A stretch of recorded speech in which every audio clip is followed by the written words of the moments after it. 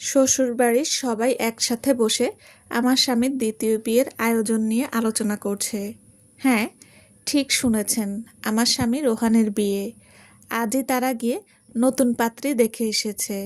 আর এখন তার রূপগুণ নিয়েই চলছে প্রাণবন্ত আলাপ। আমি চম্পা। আমি আর রোহান, আমাদের বিয়েটা ছিল প্রেমের। 6 বছর আগের।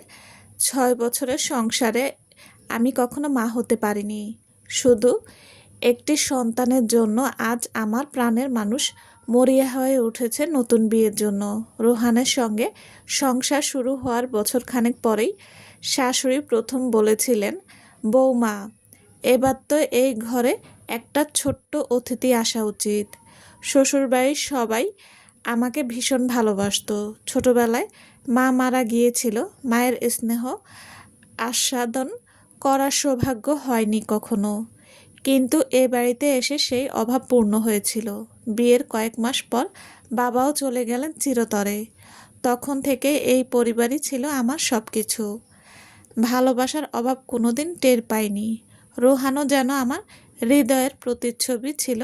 আমার মনের কথা না বললেও সে বুঝে যেত।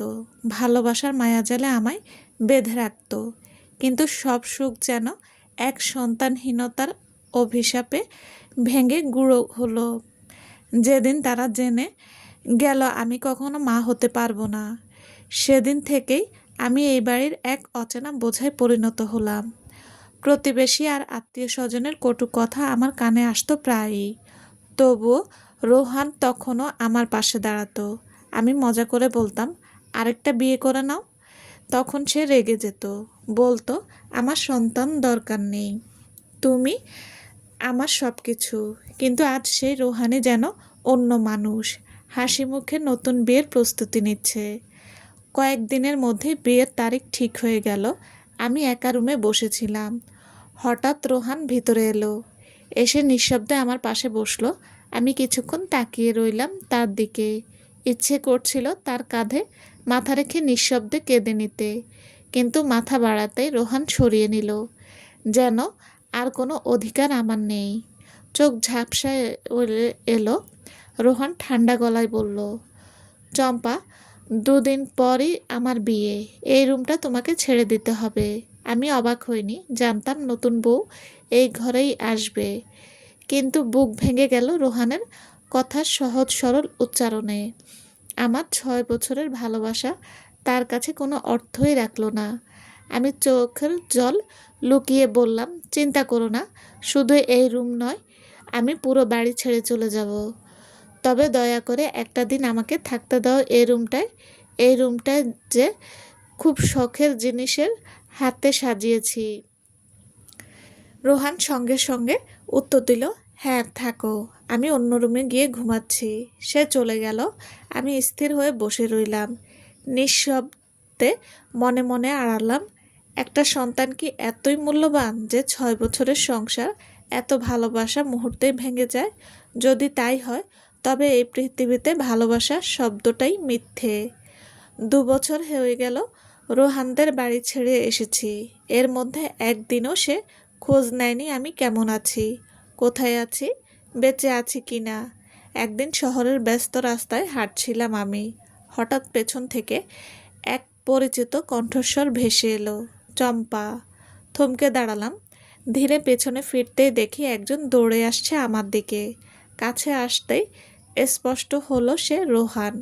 দীর্ঘ 2 বছর পর হঠাৎ তার মুখ দেখে বুকের ভেতর কেমন যেন শূন্যতা জমল। রোহান আমার সামনে দাঁড়িয়ে বলল, কেমন আছো চম্পা?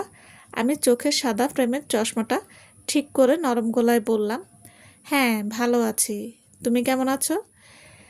রোহান নিঃশ্বাস ছেড়ে বলল, তুমি চলে যাওয়ার পর থেকেই ভালো থাকা আর হলো না। আমি কপাল কুঁচকে তাকালাম তার দিকে। ঠান্ডা স্বরে প্রশ্ন করলাম, কেন, তোমার স্ত্রী কোথায়? সে মাথা নিচু করে বলল, তাকে বিয়ের 1 বছরের মধ্যেই সে ছেড়ে চলে গেছে। আমার ঠোঁটে থমকে গেল, তবু প্রশ্ন করলাম, কেন? রোহান দম নিয়ে বলল, সন্তান না হওয়ায়। আমার ঠোঁটের কোণে ব্যঙ্গ ভরা এক হাসি ফুটে উঠল। ধীরে বললাম, এবারও কি বইয়ের দোষ ছিল? রোহান কণ্ঠ ভারী করে বলল, না, ডাক্তার বলেছেন সমস্যা আমার, আমি কোনোদিন বাবা হতে পারবো না। অদ্ভুতভাবে হাসি পেল আমার। যে মানুষ আমার মাতৃত্ব না পাওয়াকে দোষ দিয়ে সংসার ভেঙেছিল, আজ সে নিজে নিঃস্ব হয়ে দাঁড়িয়ে আছে আমার সামনে। রোহান কাতর চোখে তাকিয়ে অনুনয় সুরে বলল, প্লিজ চলো আমার সাথে, আবার সংসার শুরু করি। এবার আপনারাই বলুন, চম্পার কি উচিত রোহানের সাথে আবার সংসার করা? সব কিছু ভুলে চম্পার জায়গায় নিজেকে বসিয়ে উত্তর দেবেন। সমাপ্ত। আসসালামু আলাইকুম। গল্পটা কেমন লেগেছে প্লিজ জানাবেন। আর হ্যাঁ, যারা এখনও আমার চ্যানেল সাবস্ক্রাইব করেনি তারাদেরকে বলছি, প্লিজ চ্যানেলটি সাবস্ক্রাইব করে পাশে থাকবেন। সবাই ভালো থাকবেন। আল্লাহ হাফেজ।